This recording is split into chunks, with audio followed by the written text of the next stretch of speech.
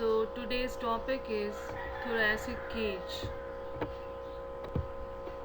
Our learning objectives are thoracic inlet and outlet, typical intercostal spaces, their boundaries, contents, atypical intercostal spaces and their boundaries and contents. So what are the components of thoracic cage? The thoracic cage is composed of sternum, ribs, clavicle, scapula and the 12 thoracic vertebrae.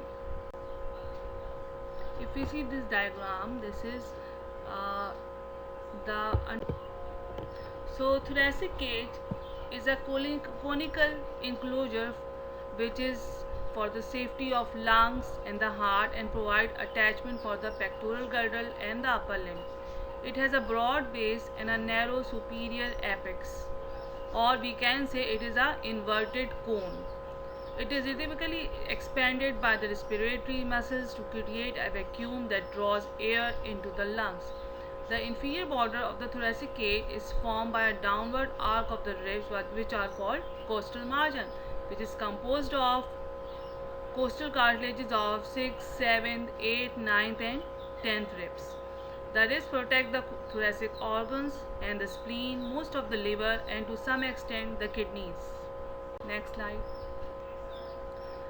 The sternum is also called a breastbone or the central flat bone, which is composed of manubrium sterni, body and the xiphoid process.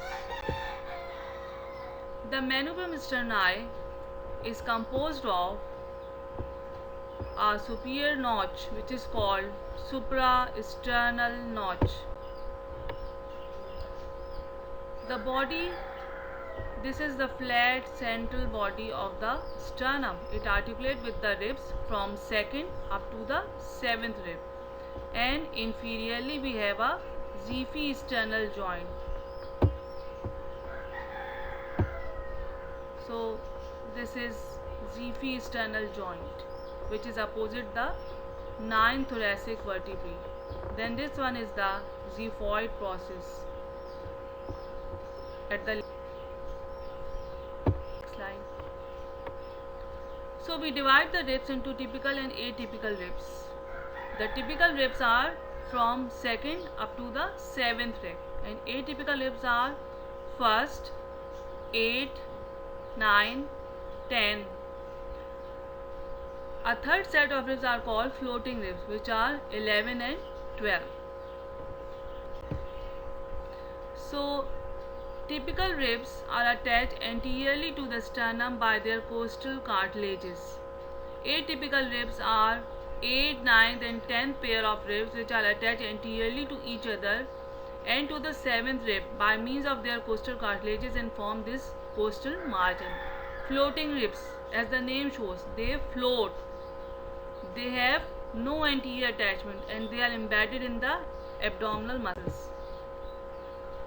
Typical ribs are long, twisted and flat bones. The anterior end of each rib is attached to the corresponding costal cartilage, and this costal cartilage attached with the body of sternum or the manubrium sterni. A typical rib is divided into a head, neck, tubercle, shaft and angle. Head lies posteriorly and articulate with the corresponding vertebral body. Neck is just below the head, or it is a constricted part between the head and the tubercle. The tubercle is a prominence on the outer surface of the rib at the junction of the neck with the shaft. It has a facet for the articulation with the transverse process of the corresponding vertebrae. अगर first rib है तो vertebrae भी first thoracic vertebrae होगी. The shaft is thin, flat and somewhat twisted. It has a rounded, smooth superior border and a sharp, thin inferior border which has a groove or depression which is called costal groove. Costa means ribs. The angle is where the shaft of the rib bends sharply forward. So if we see this structure or this sternum, so this is the picture of a thoracic vertebrae. We can see this is the body of the vertebrae.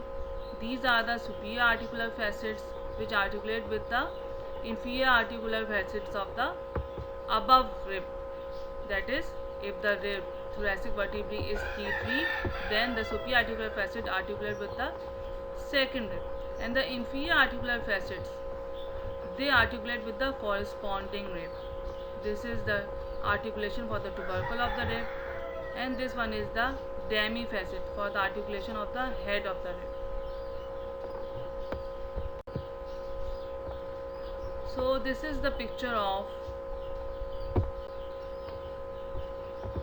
in this diagram we can see this is the thoracic inlet. So we have, if we see, so in this diagram we can see first thoracic vertebrae. So these are the structures of the which passes through the superior thoracic aperture.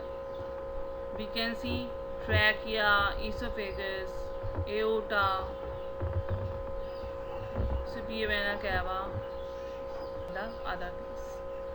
This is the picture of the inferior thoracic aperture, which is much more dilated as compared to the superior thoracic aperture or the thoracic inlet. This is, we can also call it thoracic outlet, which is covered by a diaphragm, and we can see the structure like esophagus, aorta, inferior vena cava passes through the small openings present in the diaphragm.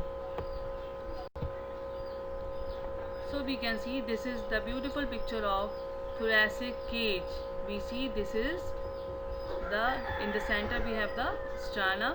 These grey structures are the costal cartilages, and these are ribs.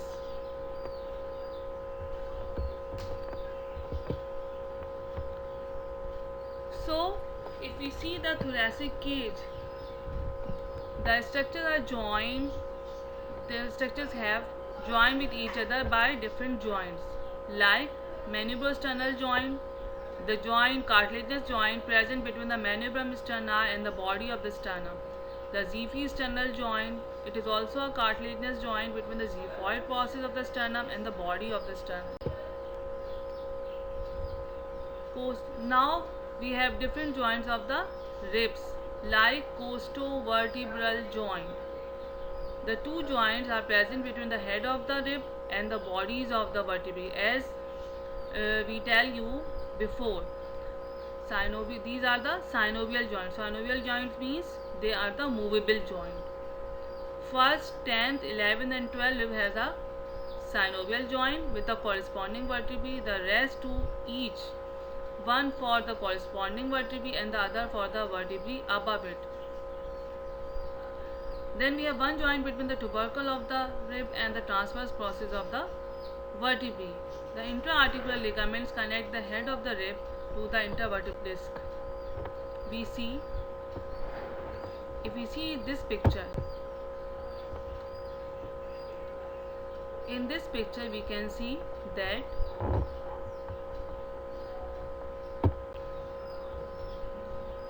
now we have some other joints of the ribs like costochondral joint. Costa means again rib, chondral means cartilage, that is, these are the joints between the ribs and the costal cartilages, and they are the cartilaginous joints or the non-movable joints.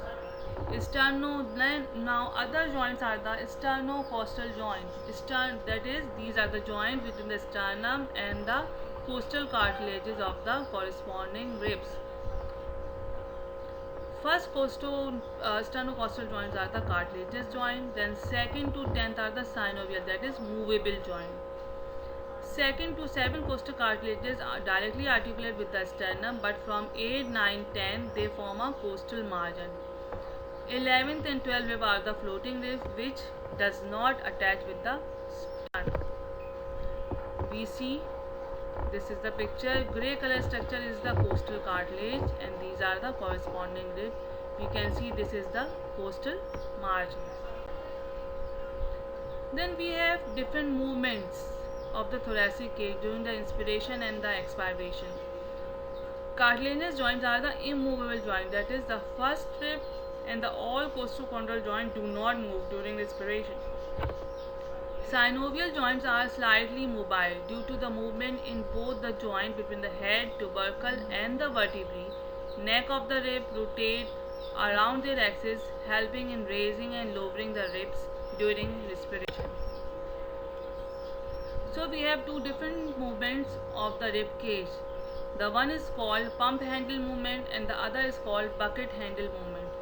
Pump handle movement occur during the inspiration, superior and anterior movement of the sternum during inspiration and expiration, and buccal handle movement present is the elevation of the lateral shafts of the ribs during the forceful inspiration. Thank you.